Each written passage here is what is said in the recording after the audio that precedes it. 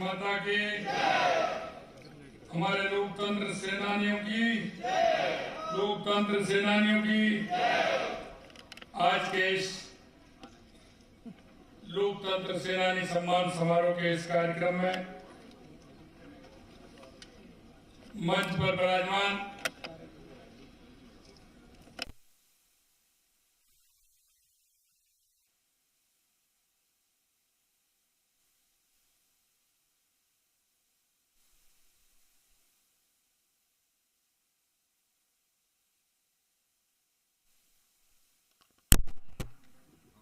अमित गोयल साहब, सांसद हमारे मंजू शर्मा जी, पार्टी के हमारे प्रदेश के उपाध्यक्ष नारायण पंचारिया जी,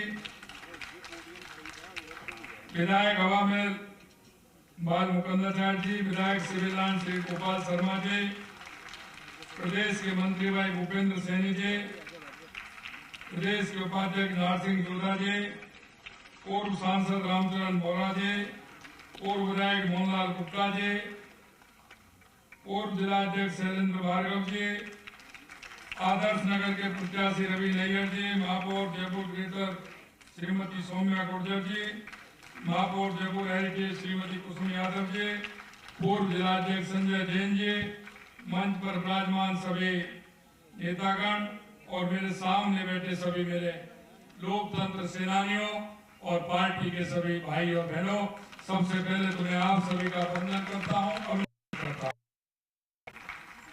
ये आज का दिन, ये वो दिन है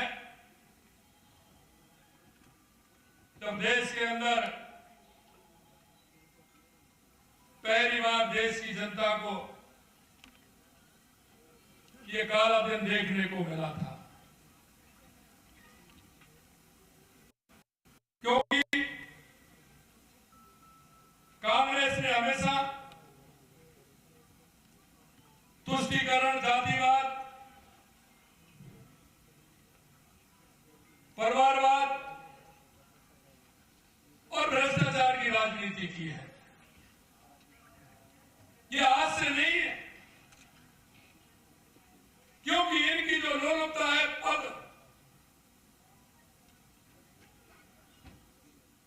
वो शुरू से विद्यमान है। मित्रों, मैं कहना चाहता हूं, देश की आजादी में हर देशवासी का योगदान रहा। कांग्रेस के नेतृत्व में हर देशवासियों ने आजादी की लड़ाई लड़ी थी, लेकिन इन्हों की महत्वाकांक्षा आप देख सकते हैं। जब गांधी जी ने कहा था कि कांग्रेस के नेतृत्व में देश को आजादी मिल गई, क्यों ना इस कांग्रेस को समाप्त कर दिया जाए, लेकिन उन्होंने उसका फायदा लेने के लिए देश के टुकड़े भी कराने के काम किए और कांग्रेस को बनाए रखने का काम भी उन लोगों ने किया। इसी बात से आप अंदाज लगा सकते हैं कि उन्होंने किस तरह से काम किया। यही नहीं, अगर आगे की मैं बात कहता हूं तो सरदार वल्लभ भाई पटेल जी का वो योगदान हम सभी जानते हैं, लेकिन नेहरू जी को मात्र एक रियासत दी गई थी, जिसका दंश हमने अब तक झेला है। और देश के यशस्वी प्रधानमंत्री नरेंद्र मोदी जी के नेतृत्व में उस धारा 370 को हटा करके उस काम को पूरा करने का किया है। मैं आपको वही कहता हूं,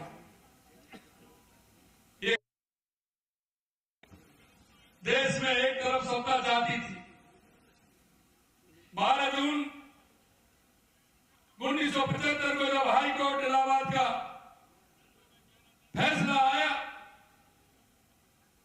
क्योंकि हाई कोर्ट का फैसला सभी को मान्य होता है, लेकिन उन फैसले को भी नहीं मानने के लिए आज के दिन 25 जून 1975 को अर्धरात्रि को मध्यरात्रि को आपातकाल लगा दिया गया था। किस तरह की स्थिति उन्होंने बनाई थी। जितने भी हमारे विपक्ष के नेता थे, जितने भी पत्रकार थे, अखबार थे, विरोधी नेता थे, उन सबको ठूस ठूस के जेल में डाल दिया गया। वो काली रात ये देश कभी भी नहीं भूल सकता। मेरे सामने स्वतंत्रता सेनानी, लोकतंत्र के प्रहरी, जिन्होंने लोकतंत्र की रक्षा की थी, ऐसे लोकतंत्र के सेनानी मेरे सामने बैठे हुए हैं। मैं दिल की गहराइयों से आप सभी को नमन करता हूं, आप सभी को प्रणाम करता हूं।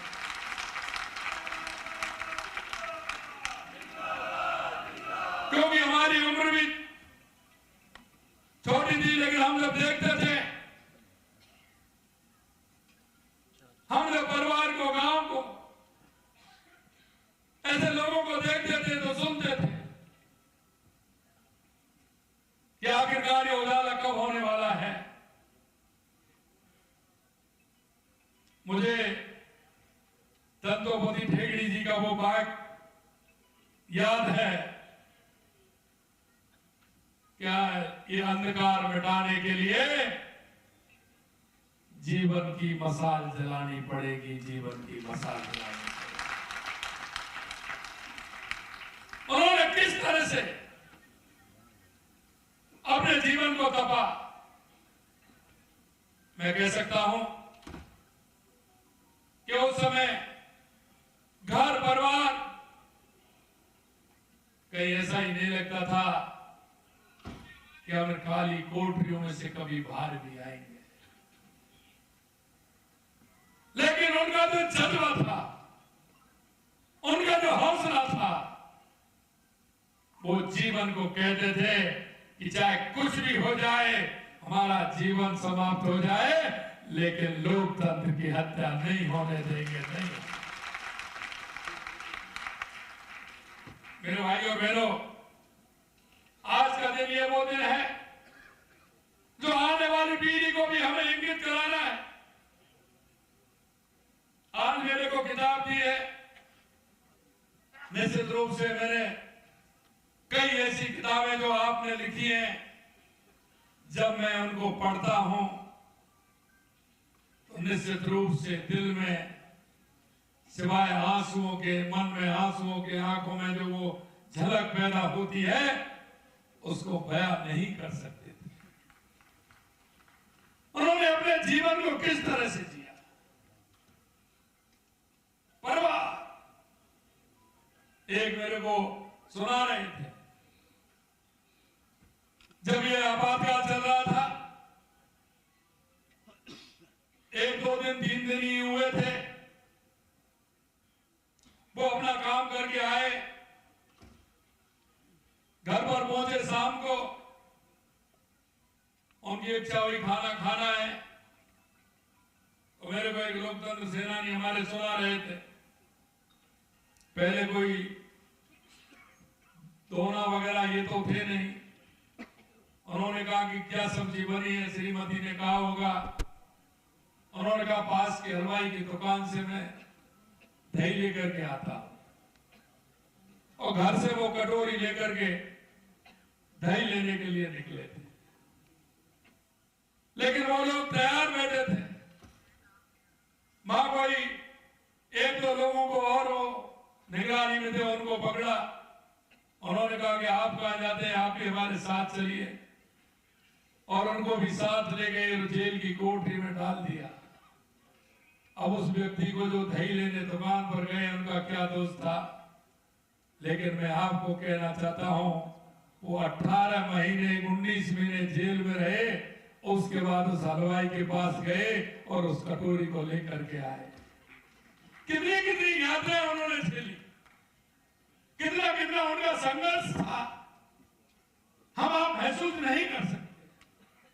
मैं आपसे इतना ही कहना चाहता हूं, हमारे लोकतंत्र सेनानी है मेरे मित्रों, आप घंटे 2 घंटे इनके पास जाइए, इनके वो संस्मरण सुनिए, आपके जीवन में कई इस तरह की बातें आएंगी, कई उबाल भी आएंगे।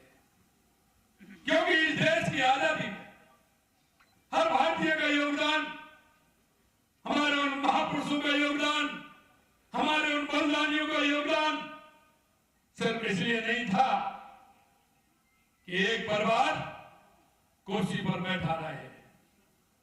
जिस तरह से इलाहाबाद कोर्ट ने उस डिसीजन को किया, उन्होंने आपातकालीन कहते हुए और उसको जिस तरह से इमरजेंसी लगाने का काम किया, मैं धन्यवाद देना चाहता हूं उन सभी हमारे विपक्ष के नेताओं को, जिसमें हमारे अटल बिहारी वाजपेयी जी भी थे, लाल कृष्ण आडवाणी जी भी थे, दत्तोपंत ठेकड़ी भी थे, सुंदर सिंह जी भंडारी भी थे और ऐसे बहुत लोग जिन्होंने जेल में भी सत्याग्रह करने का काम किया। उन्होंने कहा कि जब तक इमरजेंसी नहीं हटेगी हम इसी तरह से सत्याग्रह करते रहेंगे। मैं तो हमेशा कांग्रेस ने देखा है, इन्होंने लोकतंत्र को गला घोटने का काम किया है। आज मैं देख रहा हूं वो लोग जा रहे हैं संविधान बचाओ। अरे आपने तो संविधान बनाने वाले की भी परवाह नहीं की। बाबा साहब भीमराव अम्बेडकर जी के संविधान को भी आपने कई बार तोड़ने का काम किया है और बाबा साहब को भी आपने कभी सम्मान देने का काम नहीं किया। बाबा साहब को टिकट भी नहीं दिया, उनको चुनाव लड़ाने का मौका भी नहीं दिया। वो नेता लिए चुनाव लड़े तो उनको हराने का काम किया। अरे तुम क्या संविधान की रक्षा करोगे? तुम तो संविधान को हमेशा तोड़ने वाले हो। आपने कितनी बार पूरे देश के अंदर कितने प्रदेशों में आपने चुनी हुई सरकारों को गिराने का काम किया। आप संविधान बचाने की बात करते हैं। आपने तो इस देश में वो स्थिति पैदा कर दी थी कि लोगों के जो अरमान थे, लोगों की आशा और उम्मीद थी, उसको भी आपने धक्का पहुंचाने का काम किया।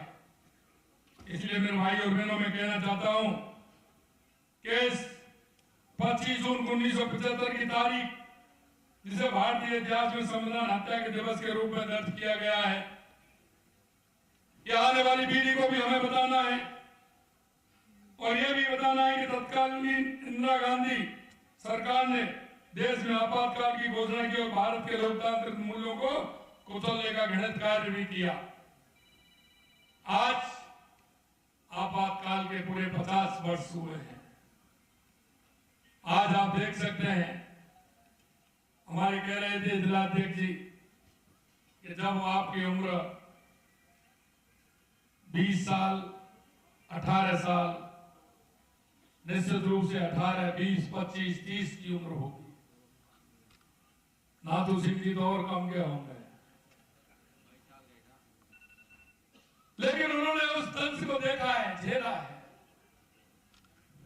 मेरे भाइयों में इसलिए मैंने आपसे कहा है, अगर आप अपने समय में से आधा घंटा 1 घंटा अगर इनके साथ बैठ करके इनके उस प्रसंग को सुनेंगे तो आपके मन में कई भाव उत्पन्न होंगे। और वो इसलिए होंगे कि हमेशा भारतीय जनता पार्टी राष्ट्रवाद को लेकर के चलती है। हमारे उन राष्ट्रीय स्वयंसेवक संघ के उन कार्यकर्ताओं ने, जनसंघ के कार्यकर्ताओं ने उस समय जितनी ताकत थी, मुंहतोड़ जवाब देने का काम किया, आज हमें महसूस होता है कि अगर हमारे ऐसे राष्ट्रवादी लोग अगर इस दिशा में नहीं चलते तो हमारे देश की स्थिति क्या होती। मैं आज उन सभी को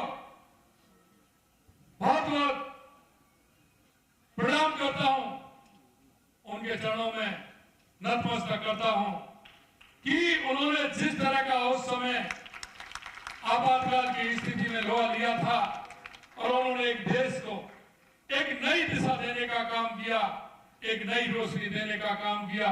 निश्चित रूप से उन्होंने अपने जीवन की पूरी तरह से समर्पित हुए बच्चे परिवार कुछ नहीं देखा और उन्होंने समर्पित होकर के काम किया था।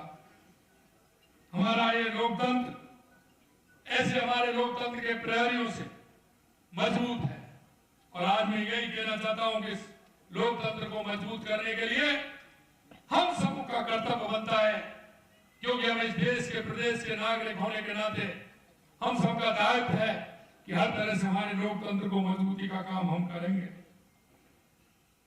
जिस तरह से मीडिया को आपने देखा होगा